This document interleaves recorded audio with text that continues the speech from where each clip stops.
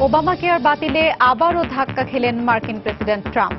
সংশোধিত স্বাস্থ্য বিলের ওপর ভোট অনুষ্ঠানে ব্যর্থ রিপাবলিকানরা।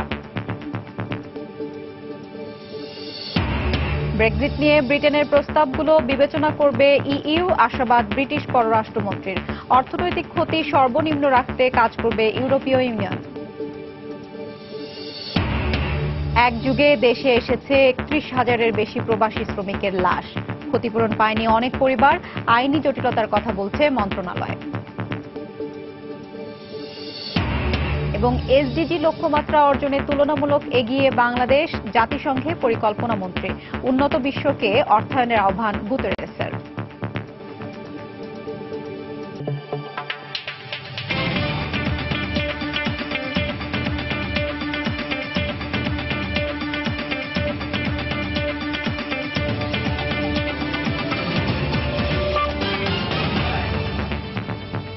আন্তর্জাতিক সময়ে সঙ্গে আছি আমি হাফসাতুন্নেসা। আবারও ধাক্কা খেলেন মার্কিন প্রেসিডেন্ট ডোনাল্ড ট্রাম্প। স্বাস্থ্যনীতি ওবামা কেয়ার বাতিল করতে প্রকাশিত নতুন স্বাস্থ্য বিলের ওপর ভোটাভুটি অনুষ্ঠানে ব্যর্থ হয়েছেন রিপাবলিকানরা। সোমবার প্রস্তাবিত স্বাস্থ্যনীতি নিয়ে বিভক্ত হয়ে পড়েন সিনেটররা। দুজন রিপাবলিকান সিনেটর মাইক লি এবং জেরি মোরান ট্রাম্পের স্বাস্থ্য বিলের প্রতি অনাস্থা প্রকাশ করায় নতুন এই সংকট দেখা দেয় বলে জানিয়েছে গণমাধ্যম। তবে অচলাবস্থা কাটিয়ে উঠে অবিলম্বে ওবামা কেয়ার বাতিলের প্রত্যয় পুনর্ব্যক্ত করেছেন মার্কিন প্রেসিডেন্ট ট্রাম্প। একই দিন ট্রাম্প প্রশাসনের নতুন স্বাস্থ্যনীতি প্রণয়নের উদ্যোগের বিরোধিতা করে বিক্ষোভ করেন মার্কিনরা। এর আগে প্রতিনিধি পরিষদে ট্রাম্পের স্বাস্থ্য বিল পাশ হলেও সিনেট তা প্রত্যাখ্যান করে সংশোধনের জন্য পাঠায়। পরে গত সপ্তাহে সংশোধিত বিলটি প্রকাশের পর এ সপ্তাহে তার ওপর ভোটাভুটির কথা থাকলেও নতুন করে মতবিরোধের কারণে তা আটকে গেল। নতুন করে 15,000 অস্থায়ী ভিসা চালু করার কথা জানিয়েছে যুক্তরাষ্ট্র।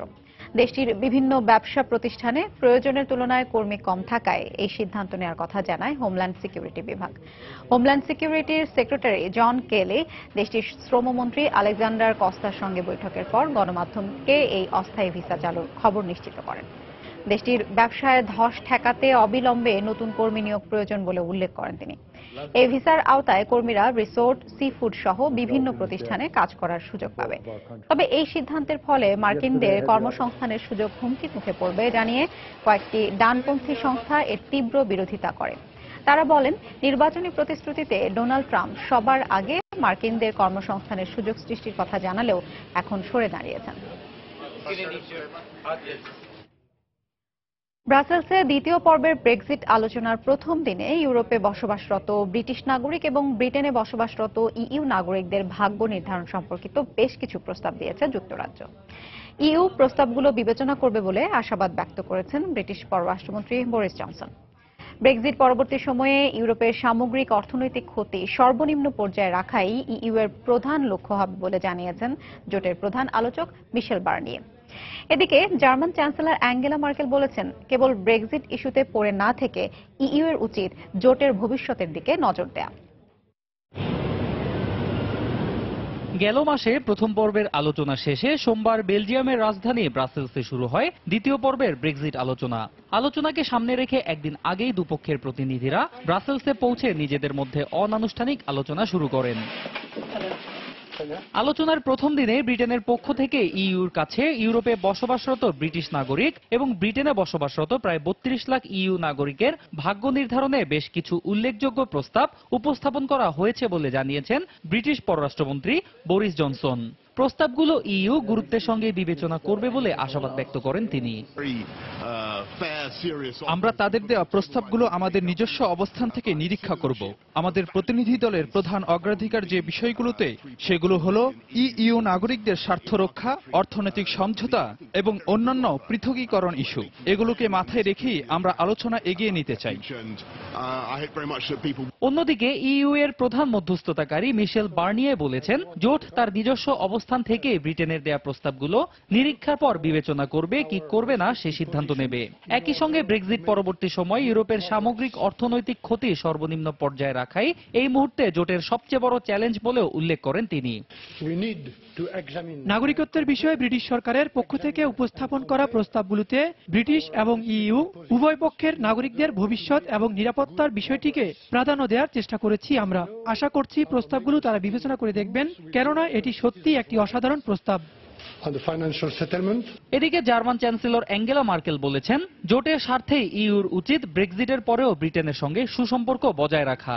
একই সঙ্গে কেবল ব্রেক্সিট ইস্যু নিয়ে পড়ে না থেকে ইইউর ভবিষ্যতের দিকেও জোটের নজর দেওয়া উচিত বলেও মন্তব্য করেন তিনি। অন্যয় কর্মকার, সময় সংবাদ। আন্তর্জাতিক সময়ে আরো দেখবেন, কাতারি নাগরিকদের মিশরে ভিসা মুক্ত প্রবেশে নিষেধাজ্ঞা। দোহার রাষ্ট্রীয় গণমাধ্যমের ওয়েবসাইট হ্যাকিং এর অভিযোগ অস্বীকার আরব আমিরাতের। সৌদি আরব, মালয়েশিয়া সহ বিভিন্ন দেশে কর্মরত শ্রমিকের মৃত্যুর পর বছরের পর বছর কেটে গেলেও নানা কারণে ক্ষতিপূরণ পায়নি মৃত অনেকের পরিবার। গত এক যুগে ৩১,০০০-এর বেশি প্রবাসী শ্রমিকের লাশ বাংলাদেশে এলেও এখনও সরকারি ক্ষতিপূরণ পায়নি প্রায় ১২,০০০ পরিবার। আইনি জটিলতায় কর্মস্থল থেকে ক্ষতিপূরণ আদায়ে দেরি হয় বলে জানিয়েছে প্রবাসী কল্যাণ মন্ত্রণালয়। এসব পরিবারকে ক্ষতিপূরণ দিতে ওয়ান স্টপ সার্ভিস চালুর তাগিদ দিয়েছেন বিশেষজ্ঞরা। অভিবাসী শ্রমিকের মৃত্যু নিয়ে প্রসূন আশিসের ধারাবাহিক প্রতিবেদনের আজ দেখুন দ্বিতীয় পর্ব। কিছু করবার নাই, আর তো কিছু করবার নাই, আর কি করব। প্রায় 10 বছর আগে সৌদি আরবে নিজ কর্মস্থলে মারা যাওয়া তৃতীয় ছেলে সানোয়ার হোসেনের কথা স্মরণ করে এভাবেই কান্নায় ভেঙে পড়েন তার মা। ছেলের মৃত্যুর পর ধামরাইয়ে বসবাসরত এই পরিবারটি দীর্ঘ 8 বছর চেষ্টার পর সরকারি ক্ষতিপূরণের টাকা হাতে পেলেও সন্তানের কর্মস্থল থেকে কিছুই আদায় করতে পারেননি।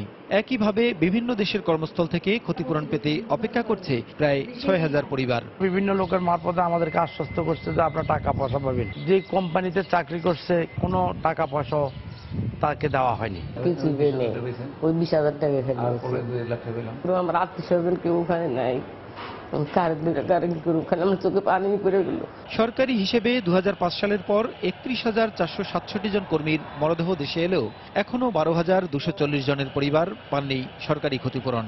ক্ষতিপূরণ দিতে ওয়ান স্টপ সার্ভিস চালুর পরামর্শ দিয়েছেন বিশেষজ্ঞরা। যাদের কোনো ডকুমেন্ট পাওয়া যায় না, পাসপোর্ট পাওয়া যায় না, তাদেরকে আসলে আনডকুমেন্টেড মাইগ্রেন্ট হিসেবে বিবেচনা করা হচ্ছে। এই ধরনের ডিসক্রিমিনেশনগুলা ক্ষতিপূরণ পাওয়ার ক্ষেত্রে যেন না হয়, সেই ক্ষেত্রে সরকার আরো আন্তরিক হবে। উপার্জনকারী ব্যক্তি হঠাৎ করে মারা যাওয়াতে তাদের যে একটা সিরিয়াস ক্রাইসিসে, এই ক্রাইসিসটা থেকে যে ওভারকাম করার জন্য সেখানে আমরা ওয়ান স্টপ সার্ভিস দিতে পারি কিনা। একইভাবে সরকারকে স্ট্রংলি আগাতে হবে যে এমপ্লয়ারদের কারণে যদি আমার ওয়ার্কার যদি মারা যায়, সেই এমপ্লয়ারদের থেকে ক্ষতিপূরণ আদায় করে যথাযথ ব্যবস্থা করতে হবে, সেই ক্ষতিপূরণ যথাযথ তার পরিবারকে দেওয়ার ব্যবস্থা করতে হবে। অপরদিকে সৌদি আরবে 3,146, ওমানে 511, মালয়েশিয়ায় 445, আবুধাবিতে 406টি সহ বিভিন্ন দেশে ক্ষতিপূরণের নথি আটকে আছে কয়েক হাজার। আইনগত জটিলতায় কর্মস্থল থেকে ক্ষতিপূরণ আদায়ে দেরি হয় বলে জানিয়েছে প্রবাসী কল্যাণ মন্ত্রণালয়। যে কোনো প্রকার অ্যাক্সিডেন্টে যদি মারা যায় সেই ক্ষেত্রে ক্ষতিপূরণের টাকা তারা পেয়ে থাকে।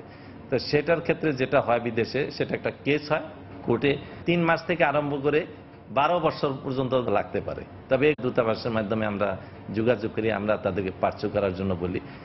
এখন থেকে প্রবাসী কর্মীর মৃত্যুর পর কম সময়ে ক্ষতিপূরণ পেতে আইন উপদেষ্টার মাধ্যমে উদ্যোগ নেওয়ার কথা জানান সংশ্লিষ্ট কর্মকর্তারা। এখন বিদেশে বাংলাদেশ। প্রসূন আশিস, সময় সংবাদ, ঢাকা। টেকসই উন্নয়নের লক্ষ্য অর্জনে অনেক দেশের তুলনায় বাংলাদেশ এগিয়ে আছে বলে দাবি করেছেন বাংলাদেশের পরিকল্পনা মন্ত্রী আ.হ.ম মুস্তফা কামাল। নির্ধারিত সময়ের মধ্যে এসডিজি লক্ষ্যমাত্রা অর্জনে বহুজাতিক প্রতিষ্ঠান ও বেসরকারি সংস্থাগুলোর দায়বদ্ধতামূলক সহযোগিতা জরুরি বলেও মনে করেন তিনি।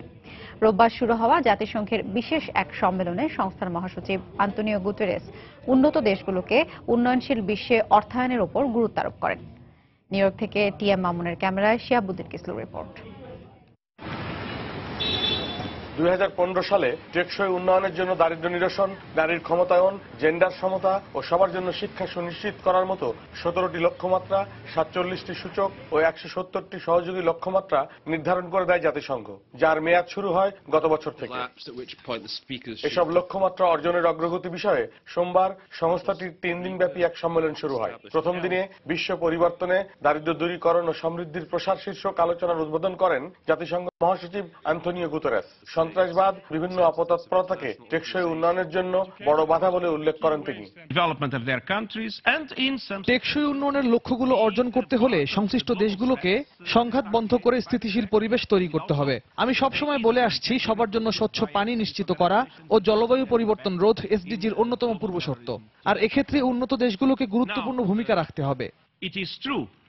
সম্মেলনে এসডিজি অর্জনে বাংলাদেশের অগ্রগতি নিয়ে জাতীয় প্রতিবেদন উপস্থাপন করেন পরিকল্পনা মন্ত্রী আ.হ.ম মুস্তাফা কামাল। টেকসই উন্নয়নের লক্ষ্যমাত্রা অর্জনে বাংলাদেশের পিছিয়ে পড়ার বিষয়ে গণমাধ্যমে প্রকাশিত খবর প্রত্যাখ্যান করেন তিনি। আমরা এসডিজি অর্জন করতে ভালো করব। আপনারা পত্রপত্রিকা কিছু দেখেছেন আপনারা যে আমরা 2 বছরে আমাদের অর্জন ভালো হয়নি। এটা কিন্তু আজকে কিন্তু আমি এখন প্রশ্ন রেখেছি যে আমাদের যে 2 বছর, অন্যদের 2 বছর এক না, অন্যদের হলো ক্যালেন্ডার ইয়ার আর আমাদের হলো ফিনান্সিয়াল ইয়ার। আমরা তো 2 বছর শেষ করতে পারি নাই। এমডিজি যতটা সহজ ছিল এসডিজি ততটা সহজ না। এমডিজির আয়তন ছিল অনেক ছোট, এটা অত বিস্তৃত ছিল না, কিন্তু এখন এসডিজি হলো অনেক বিস্তৃত।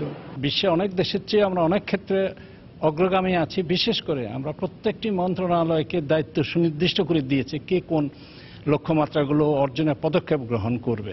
আন্তর্জাতিক সহযোগিতার পাশাপাশি বিভিন্ন দেশের অভিজ্ঞতাকে কাজে লাগিয়ে বাংলাদেশ টেকসই উন্নয়নের লক্ষ্য অর্জনে সচেষ্ট রয়েছে বলে জানান বাংলাদেশের এসডিজি বিষয়ক মুখ্য সমন্বয়ক আবুল কালাম আজাদ।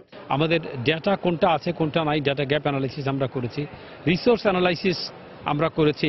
বইটি তৈরি হয়েছে, অল্প কয়েকদিনের মধ্যে বইটি পাবলিকেশনে যাবে, বাট প্রিন্টেড কপি আমাদের হাতে আছে। এই যে আমাদের প্রস্তুতি, এই প্রস্তুতির কথাগুলো এখানে বলার জন্য আসা। সরকারি তথ্য মতে 2030 সালের মধ্যে বাংলাদেশের এসডিজি বাস্তবায়নে প্রায় 93,000 কোটি ডলার প্রয়োজন।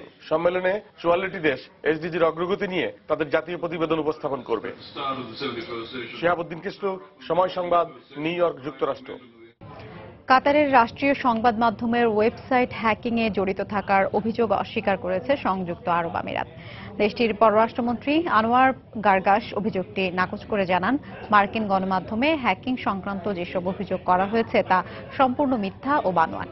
এই হ্যাকিং এর ফলে কাতারের সঙ্গে উপসাগরীয় রাষ্ট্রগুলোর মধ্যে কূটনৈতিক বিরোধের সূত্রপাত হয়েছিল। এই হ্যাকিং এর ঘটনাকে আন্তর্জাতিক আইনের লঙ্ঘন বলে উল্লেখ করে কাতার। এরই মধ্যে কাতারি নাগরিকদের মিশরে ভিসামুক্ত প্রবেশের পথ বন্ধ করে দিয়েছে কায়রোর পররাষ্ট্র মন্ত্রণালয়। কাতারের সঙ্গে উপসাগরীয় রাষ্ট্রগুলোর কূটনৈতিক অচল অবস্থার মধ্যেই সংযুক্ত আরব আমিরাতের বিরুদ্ধে দোহা রাষ্ট্রীয় সংবাদ সংস্থা কিউএনএ এর ওয়েবসাইট হ্যাকের অভিযোগ ওঠে। মার্কিন গোয়েন্দা কর্মকর্তাদের বরাতে ওয়াশিংটন পোস্ট জানায়, 2 মাস আগে আমিরাত কর্তৃপক্ষ ওই ওয়েবসাইট হ্যাক করে কাতারের Emir Sheikh Tamim bin Hamad Al থানির বিভিন্ন বিতর্কিত বক্তব্য যুক্ত করে প্রচার করেছিল। সেখানে থানি সশস্ত্র গোষ্ঠী হামাস ও হিজবুল্লাহর প্রশংসার পাশাপাশি ইরানকে একটি ইসলামিক শক্তি হিসেবে উল্লেখ করেছিলেন। এসব মন্তব্যকে কেন্দ্র করেই উপসাগরীয় রাষ্ট্রগুলোর সঙ্গে কাতারের কূটনৈতিক সম্পর্ক ছিন্ন হয়, যদিও কাতার শুরু থেকেই ওয়েবসাইটের এসব তথ্য সাজানো বলে দাবি করে আসছিল। যুক্তরাষ্ট্রের সরকারি গোয়েন্দা সংস্থার দাবি, নতুন করে পাওয়া বিভিন্ন তথ্য বিশ্লেষণের পর হ্যাকিং এর সঙ্গে আমিরাতের সংশ্লিষ্টতার খবর নিশ্চিত হওয়া গেছে।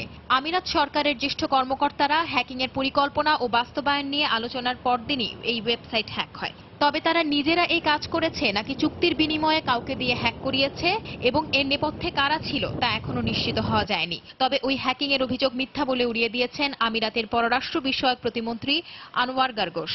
কাতারের ওপর বাড়তি নিষেধাজ্ঞা আরোপে প্রতিবেশী রাষ্ট্রগুলোর সঙ্গে আলোচনার পাশাপাশি আন্তর্জাতিক সম্প্রদায়ের কাতারের ওপর নজরদারি বাড়ানো উচিত বলে জানান তিনি।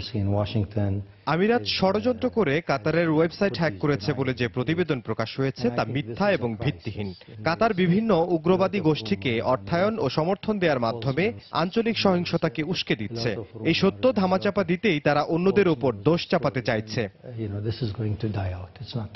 এই হ্যাকিং এর ঘটনাকে আন্তর্জাতিক আইনের লঙ্ঘন বলে উল্লেখ করে কাতার। এ ঘটনার পূর্ণ তদন্ত শেষে সংশ্লিষ্টদের আইনের আওতায় আনা হবে বলে জানান তারা। এদিকে কাতারি নাগরিকদের মিশরে ভিসামুক্ত প্রবেশের পথ বন্ধ করে দিয়েছে কায়রোর পররাষ্ট্র মন্ত্রণালয়। তবে এই সিদ্ধান্তের ফলে মিশরে অবস্থানরত কাতারি এবং কাতারে অবস্থানরত মিশরীয়দের ভোগান্তির মুখে পড়তে হবে না বলে নিশ্চিত করা হয়। কুয়েত মধ্যস্থতার মাধ্যমে দুপক্ষের বিরোধ নিষ্পত্তির প্রস্তাব দিলেও তাতে কেউ সায় দেয়নি। এদিকে এই সংকটের কারণে মধ্যপ্রাচ্যে জঙ্গি বিরোধী অভিযান বাধার মুখে পড়ছে বলে অভিযোগ করেন ইরানের পররাষ্ট্রমন্ত্রী জাভেদ জারিফ। এই সংকট কোনো পক্ষের জন্যই সুফল বয়ে আনবে না, বরং সংকটগুলো আরো ঘনীভূত করবে। এজন্য সব পক্ষের সমাধানে আসা জরুরি।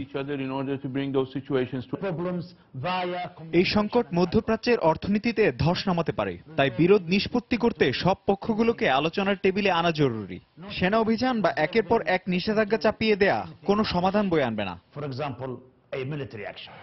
সৌদি আরব এবং উপসাগরীয় দেশগুলোর সঙ্গে মার্কিন প্রেসিডেন্ট ডোনাল্ড ট্রাম্পের সন্ত্রাস বিরোধী সম্মেলনের পরপরই হ্যাকারদের কবলে পড়ে কাতার নিউজ এজেন্সির ওয়েবসাইটটি। সঞ্জনা চৌধুরী, সময় সংবাদ। যুদ্ধবিরতি লঙ্ঘন করে কাশ্মীরের নিয়ন্ত্রণ রেখার কাছে ভারতীয় ও পাকিস্তানি সেনাদের গোলাগুলিতে অন্তত 6 জন নিহত হয়েছেন। আহত হয়েছেন আরো 4 জন। সোমবার এ গোলাগুলির ঘটনা ঘটে বলে জানায় সংবাদ মাধ্যম। পাকিস্তানের সামরিক বাহিনী অভিযোগ করে নিয়ন্ত্রণ রেখার পাশ দিয়ে যাওয়ার সময় তাদের একটি সামরিক যানে হামলা চালায় ভারতীয় সেনারা। এতে 4 সেনা নিহত হন। তবে এ অভিযোগ অস্বীকার করে ভারতীয় সেনাবাহিনী পাল্টা অভিযোগ করে সোমবার সকালে ভারত নিয়ন্ত্রিত রাজৌর সেক্টরের পুঞ্চ এলাকায় গুলি চালানোর পাশাপাশি মর্টার হামলা চালায় পাকিস্তানি সেনারা। এতে এক ভারতীয় সেনা ও এক বেসামরিক নাগরিক নিহত হয়। আহত হয় আরো 3 জন। এ ঘটনার পর পুঞ্চ এলাকার সব শিক্ষা প্রতিষ্ঠান বন্ধ ঘোষণা করা হয়েছে বলেও জানিয়েছে ভারতীয় কর্তৃপক্ষ। পাকিস্তানের রাজধানীতে আলোচনা কেন্দ্রবিন্দুতে উঠে এসেছে MS ওয়ার্ডের একটি ফন্ট, যার নাম ক্যালিব্রি। এই ফন্টের কারণে দেশটির প্রধানমন্ত্রী নওয়াজ শরীফ ফেঁসে যাচ্ছেন বলেও মনে করছেন অনেকে। সম্প্রতি নওয়াজ শরীফের মেয়ে মরিয়ম নওয়াজ শরীফ অর্থ পাচার মামলায় নিজেকে নির্দোষ দাবি করে সুপ্রিম কোর্টে কিছু নথি দাখিল করেন। সেখানে বেশ কিছু কাগজপত্র ক্যালিব্রি ফন্টে লেখা থাকলেও তারিখ ছিল 2006 সালের। অভিযোগ রয়েছে সব নথি সম্প্রতি তৈরি করে আগের তারিখ বসিয়ে দেওয়া হয়েছে, আর ক্যালিব্রি ফন্ট দিয়েই এ তথ্য বেরিয়ে আসে বলে দাবি করা হয়। মাইক্রোসফট অফিসের যুক্ত কর্মকর্তাদের বক্তব্য, 2006 সালে অফিসিয়াল ডকুমেন্টে এই ফন্ট ব্যবহার করা হয়নি। তবে 2004 সালে এই ফন্ট অহরহ ব্যবহার হতো বলে দাবি করে ওই নথি সে সময় তৈরি করা বলে দাবি নওয়াজ সমর্থকদের। পানামা পেপারসে ফাঁস হওয়া পাকিস্তানের প্রধানমন্ত্রী নওয়াজ শরীফের বিরুদ্ধে দুর্নীতি মামলার শুনানি রোববার থেকে পুনরায় শুরু করেছেন দেশটির সুপ্রিম কোর্ট। মামলা চালুর জন্য যৌথ তদন্ত দল JITর সুপারিশের পরই সোমবার সুপ্রিম কোর্ট এই সিদ্ধান্ত নেন। I believe that the people of Pakistan certainly are looking forward to seeing some tangible results of ভারতের 14তম রাষ্ট্রপতি নির্বাচনে এখন পর্যন্ত বিজেপি নেতৃত্বাধীন NDA এর প্রার্থী রামনাথ কোবিন্দের এগিয়ে থাকার আভাস মিলেছে। বিভিন্ন জরিপের বরাতে স্থানীয় গণমাধ্যম জানায় কোবিন্দের পক্ষে 62% ভোট পড়তে পারে। আবার বিবিসি বলছে ক্ষমতাসীন বিজেপি এবং তার জোট দলগুলোর বিধায়ক সংখ্যা অনুযায়ী কোবিন্দের জয়লাভ প্রায় নিশ্চিত। এছাড়া জনতা দল ইউনাইটেড, বিজু জনতা দল, AIADM, তেলেঙ্গানা রাষ্ট্রীয় সমিতির মতো আঞ্চলিক দলগুলো কোবিন্দকে সমর্থন দেওয়ায় সেই সম্ভাবনা আরও জোরালো হয়েছে। দীর্ঘ রাজনৈতিক অভিজ্ঞতা থাকায় বিরোধী কংগ্রেস নেতৃত্বাধীন UP এর প্রার্থী মীরা কুমারের জয়ের আশাও কম নয়। তবে শেষ পর্যন্ত দিল্লির রায়সিনা হিলে রাষ্ট্রপতি ভবনে কে পা রাখবেন তা জানতে অপেক্ষা করতে হবে বৃহস্পতিবার ফল ঘোষণার দিন পর্যন্ত। 24শে জুলাই বর্তমান রাষ্ট্রপতি প্রণব মুখার্জি ক্ষমতা ছাড়ার পরদিন 25শে জুলাই শপথ গ্রহণ করবেন ভারতের নতুন রাষ্ট্রপতি। পেশায় আইনজীবী 71 বছর বয়সী কোবিন্দ বিহারের রাজ্যপাল হওয়ার আগে 2 দফায় রাজ্যসভার সদস্য নির্বাচিত হন। অন্যদিকে 72 বছর বয়সী মীরা কুমার লোকসভার স্পিকার হওয়ার আগে 5 বার লোকসভার সদস্য ছিলেন। ভারতের সঙ্গে উত্তেজনার পারদ বাড়িয়ে দিয়ে অরুণাচল প্রদেশ সীমান্তের কাছাকাছি তিব্বতে সামরিক মহড়ার আয়োজন করেছে চীনের পিপলস লিবারেশন আর্মি বা PLA। সেনাদের বিভিন্ন রণকৌশলের পাশাপাশি শত্রুপক্ষের বিমান ধ্বংসের অনুশীলনের জন্য এ মহড়ার আয়োজন করা হয়। তিব্বতের স্বায়ত্তশাসিত অঞ্চল ইয়ারলং জঙ্গবো নদীর মধ্যবর্তী ভাটি এলাকায় 11 ঘণ্টা ব্যাপী এ সামরিক মহড়া অনুষ্ঠিত হয়। ভারতের সিকিম সীমান্তের নিকটবর্তী ডোকলাম অঞ্চল নিয়ে দুদেশের মধ্যে বিরোধের মধ্যেই চীনের ধারাবাহিক সামরিক অনুশীলনের সবশেষ সংযোজন এই মহড়া। PLA এর তিব্বত মিলিটারি কমান্ডের একটি ব্রিগেড এ মহড়ায় অংশ নেয়। মহড়ায় ট্যাঙ্ক সহ নতুন সামরিক সরঞ্জামের পরীক্ষা চালায় সেনারা। ভারতের পূর্ব প্রান্তের অরুণাচল প্রদেশের একটি বড় অংশ দক্ষিণ তিব্বতের অন্তর্গত বলে দাবি করে আসছে চীন। আন্তর্জাতিক সময় আরো যা দেখবেন। পাকিস্তানের করাচিতে 3 তলা ভবন ধসে 3 জনের মৃত্যু, ধ্বংসস্তূপের নিচে অনেকের আটকা পড়ার আশঙ্কা। সিরিয়ার রাসায়নিক হামলার সঙ্গে জড়িত দেশটির 16 ঊর্ধ্বতন কর্মকর্তার উপর নিষেধাজ্ঞা আরোপ করেছে ইউরোপীয় ইউনিয়ন। বেসামরিক নাগরিকদের উপর রাসায়নিক হামলার অপরাধে তাদের এ শাস্তির আওতায় আনা হয় বলে এক বিবৃতিতে জানানো হয়। নিষেধাজ্ঞার অধীনে থাকা ব্যক্তিদের নাম পরিচয় প্রকাশ করা হয়নি। এদিকে ব্রিটিশ পররাষ্ট্রমন্ত্রী বরিস জনসন বলেছেন, রাসায়নিক অস্ত্র ব্যবহারের সঙ্গে যারা জড়িত তাদের মোকাবিলা করতে যুক্তরাজ্য ও তার ইউরোপীয় মিত্র দেশগুলো দৃঢ় প্রতিজ্ঞ। সিরীয় সরকারের বিরুদ্ধে এরই মধ্যে বিভিন্ন ধরনের বিনিয়োগে নিষেধাজ্ঞা সহ ইইউতে অবস্থিত সিরীয় কেন্দ্রীয় ব্যাংকের সম্পত্তি বাজেয়াপ্ত করা হয়েছে। এছাড়াও নিষেধাজ্ঞা আরোপ করা হয়েছে বিভিন্ন পণ্য রপ্তানিতেও। চলতি বছরের এপ্রিলে সিরিয়ার খান শেখুন এলাকায় চালানো রাসায়নিক হামলায় শিশুসহ কমপক্ষে 87 জনের মৃত্যু হয়। ইসলামিক স্টেটের আইএস প্রধান আবু বকর আল বাগদাদি জীবিত রয়েছে বলে দাবি করেছেন কুর্দি বাহিনীর এক শীর্ষ কর্মকর্তা। বাগদাদি সিরিয়ার রাক্কা শহরের দক্ষিণে অবস্থান করছে বলে 99% নিশ্চিত বলে জানান ওই কুর্দি নেতা। তার এই বিবৃতির মধ্য দিয়ে সৃষ্টি হলো নতুন বিতর্কের। এর আগে রাশিয়া আইএসের শীর্ষ নেতা নিহত হবার বিষয়টি প্রকাশ করে। এছাড়া জঙ্গি গোষ্ঠীটিও এক বিবৃতি তার বাগদাদির মৃত্যুর খবর জানিয়ে নতুন খলিফার নাম ঘোষণা করেন। তবে যুক্তরাষ্ট্রের পক্ষ থেকে নিহতের বিষয়টি নিশ্চিত নয় বলে জানানো হয়। এদিকে যুক্তরাজ্য ভিত্তিক পর্যবেক্ষণ সংস্থা Syrian observatory for human rights জানায়, তাদের কাছে আইএসের এক শীর্ষ নেতা নিশ্চিত করেছে যে বাগদাদি মারা গেছেন।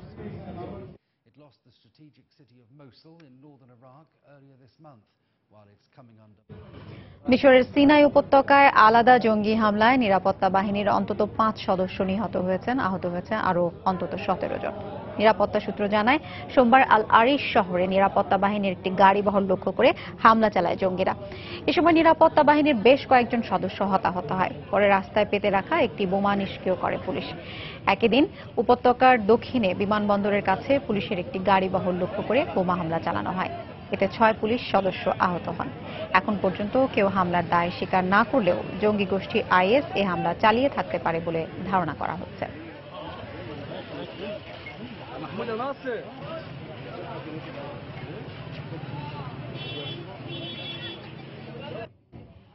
তুরস্কের চলমান জরুরি অবস্থার মেয়াদ আরও 3 মাসের জন্য বাড়িয়েছে দেশটির সরকার। সোমবার এই ঘোষণা দেন তুর্কি উপপ্রধানমন্ত্রী নুরেদ্দিন কানেকলি।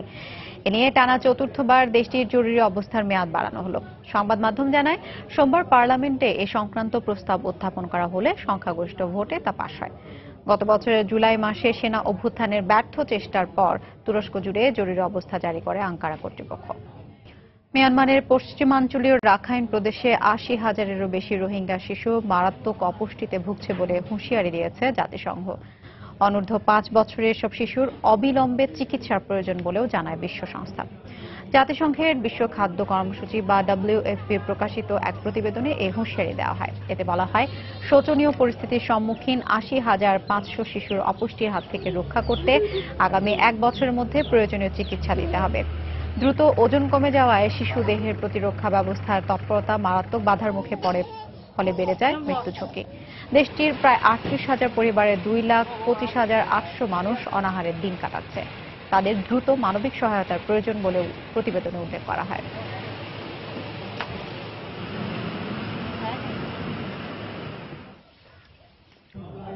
ভারতের আসামে বন্যা পরিস্থিতির উন্নতি হলেও নতুন করে প্রাণহানির ঘটনায় মৃতের সংখ্যা বেড়ে 60 জনে দাঁড়িয়েছে। এছাড়া ক্ষতিগ্রস্ত হয়েছে 21টি জেলার কয়েক লাখ মানুষ, তলিয়ে গেছে 50 লাখ হেক্টরের জমির ফসল।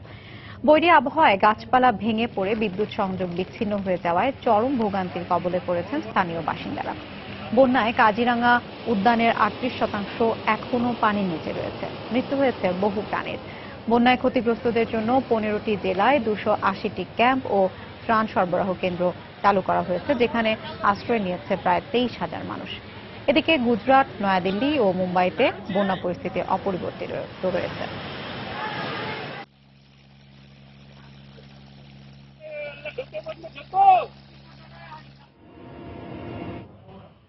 রাশিয়ায় 6.8 মাত্রার শক্তিশালী ভূমিকম্প আঘাত এনেছে বলে জানিয়েছে মার্কিন ভূতাত্ত্বিক জরিপ সংস্থা USGS। তবে এতে প্রাথমিকভাবে কোনো ক্ষয়ক্ষতি বা হতাহতের খবর পাওয়া যায়নি। ভূমিকম্পের উৎপত্তিস্থল ছিল কামচাতকা উপকূল থেকে 125 মাইল দূরে।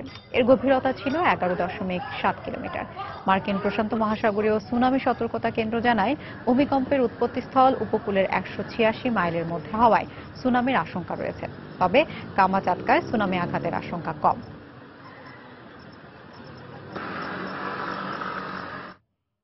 পাকিস্তানের করাচিতে একটি 3তলা ভবন ধসে 2 শিশু সহ অন্তত 3 জনের মৃত্যু হয়েছে।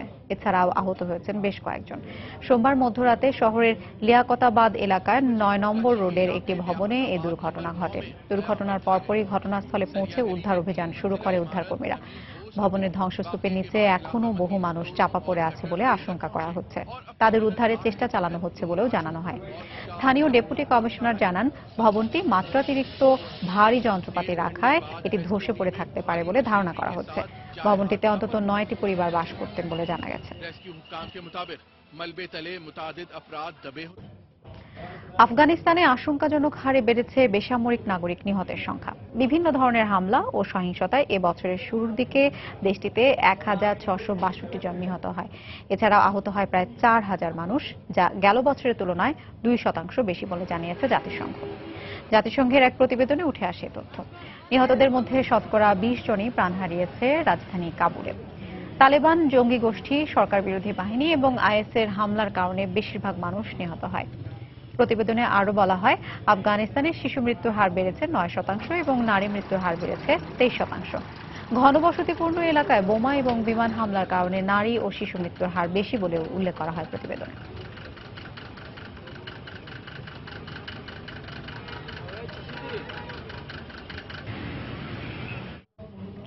নাইজেরিয়ার উত্তর পূর্বাঞ্চলের শহর মাইদুগুরির একটি মসজিদে আত্মঘাতী বোমা হামলায় অন্তত 8 জন নিহত হয়েছে, আহত হয়েছে আরও 15 জন।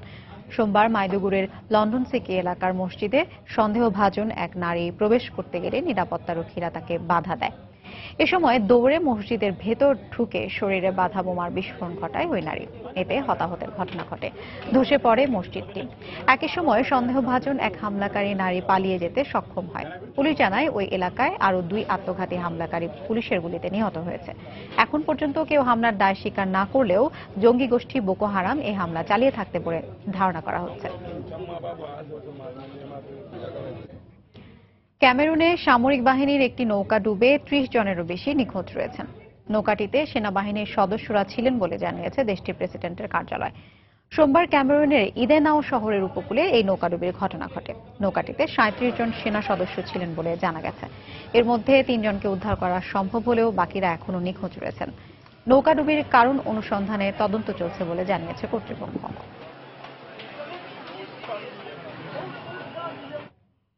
নাইজেরিয়ার শিক্ষা ব্যবস্থার উন্নয়নকে প্রধান অগ্রাধিকার দিতে দেশটির সরকারের প্রতি আহ্বান জানিয়েছে শান্তিতে নোবেলজয়ী মালালা ইউসুফজাই। সোমবার নাইজেরিয়া সফরে গিয়ে রাজধানী আবুজায় দেশটির ভারপ্রাপ্ত প্রেসিডেন্টের সঙ্গে বৈঠক শেষে সাংবাদিকদের কথা বলেন তিনি। একই সঙ্গে শিক্ষাক্ষেত্রে জরুরি অবস্থা ঘোষণা করতেও সরকারের প্রতি আহ্বান জানান মালালা। যদিও এ বিষয়ে নাইজেরীয় সরকারের পক্ষ থেকে আনুষ্ঠানিক কোনো বক্তব্য পাওয়া যায়নি। সরকারি তথ্য মতে নাইজেরিয়ায় প্রায় 1 কোটি শিশু শিক্ষার আলো থেকে বঞ্চিত। Because the education of Nigerian girls and boys is really important, and the states, the government, the federal government and the local government, they all should be united. Emirates, Egypt, Qatar ও Turkish এয়ারলাইন্সের পর এবার Saudi এয়ারলাইন্সেও laptop বহনের নিষেধাজ্ঞা তুলে নেওয়া হয়েছে। এখন থেকে যুক্তরাষ্ট্রগামী ফ্লাইটের কেবিনে যাত্রীদের ল্যাপটপ বহনে আর কোনো বাধা থাকলো না।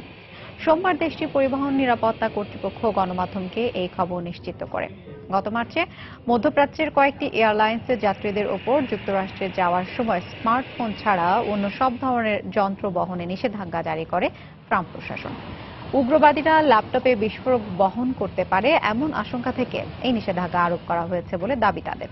পরবর্তীতে পরিস্থিতি বিবেচনায় একে একে প্রতিটি এয়ারলাইন্স থেকে এই নিষেধাজ্ঞা তুলে নেওয়া হয়। লন্ডনে ছুরি নিয়ে হামলা বা নাইফ ক্রাইম আশঙ্কাজনকভাবে বেড়ে যাওয়ায় উদ্বেগ প্রকাশ করেছে স্থানীয় বাসিন্দারা।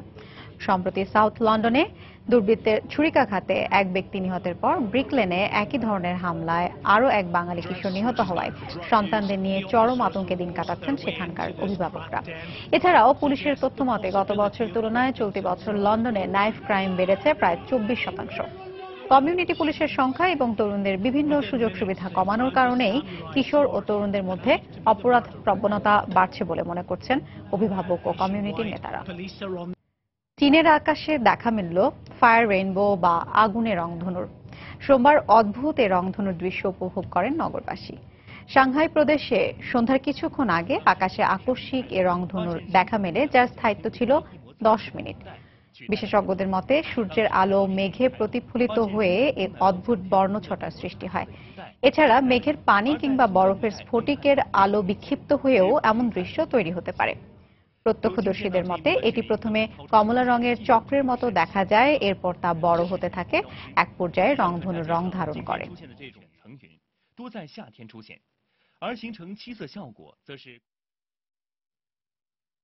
ভারতের তেলেঙ্গানা রাজ্যে জাঁকজমকপূর্ণ আয়োজনের মধ্য দিয়ে বোনালু উৎসব পালন করেছে সনাতন ধর্মাবলম্বীরা। এ উপলক্ষে হায়দ্রাবাদ শহরের লাল দরজার ভাগ্যলক্ষ্মী মন্দিরে জড়ো হন শত শত মানুষ। পূজা অর্চনার পাশাপাশি সনাতন ধর্মাবলম্বীদের দেবী মহাকালী সহ অন্যান্য দেবদেবীর সাজে সেজে রাস্তায় নেমে নেচে গেয়ে উৎসব উপভোগ করেন তারা। সমাজ থেকে সব অন্ধকার ও অপশক্তি দূর করে দেবীকে ধন্যবাদ জানাতেই প্রতি বছর এই উৎসব পালন করা হয়। স্থানীয়দের ধারণা, বোনালু উৎসবে ভাগ্যলক্ষ্মী মন্দির পরিদর্শন করলে তাদের মনোবাসনা পূরণ হবে।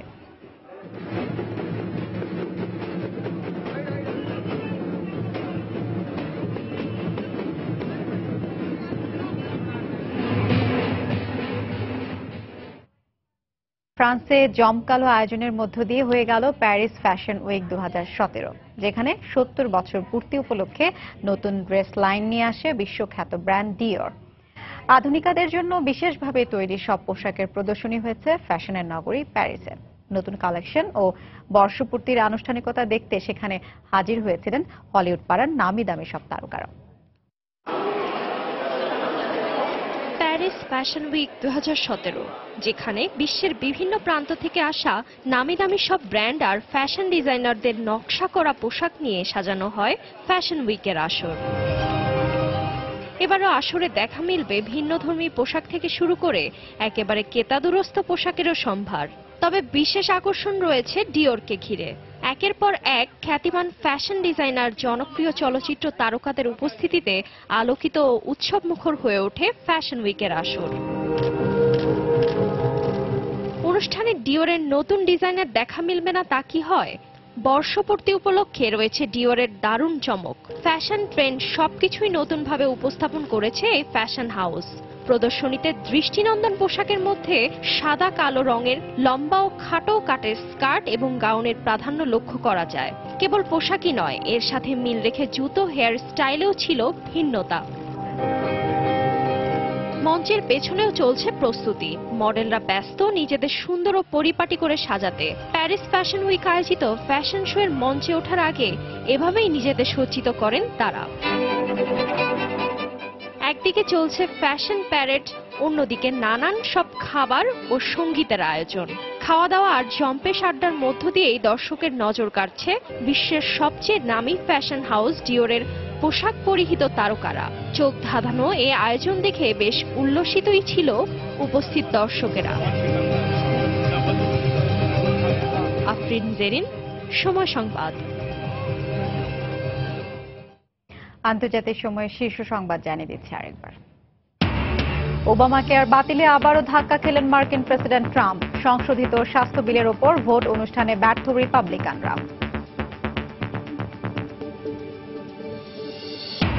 ব্রেক্সিট নিয়ে ব্রিটেনের প্রস্তাবগুলো বিবেচনা করবে ইইউ, আশাবাদ ব্রিটিশ পররাষ্ট্রমন্ত্রীর। অর্থনৈতিক ক্ষতি সর্বনিম্ন রাখতে কাজ করবে ইউরোপীয় ইউনিয়ন। কাতারি নাগরিকদের মিশরে ভিসা মুক্ত প্রবেশে নিষেধাজ্ঞা। দোহার রাষ্ট্রীয় গণমাধ্যমের ওয়েবসাইট হ্যাকিং এর অভিযোগ অস্বীকার আরব আমিরাতের। এবং একযুগে দেশে এসেছে 31,000-এর বেশি প্রবাসী শ্রমিকের লাশ। ক্ষতিপূরণ পায়নি অনেক পরিবার। আইনি জটিলতার কথা বলছে মন্ত্রণালয়।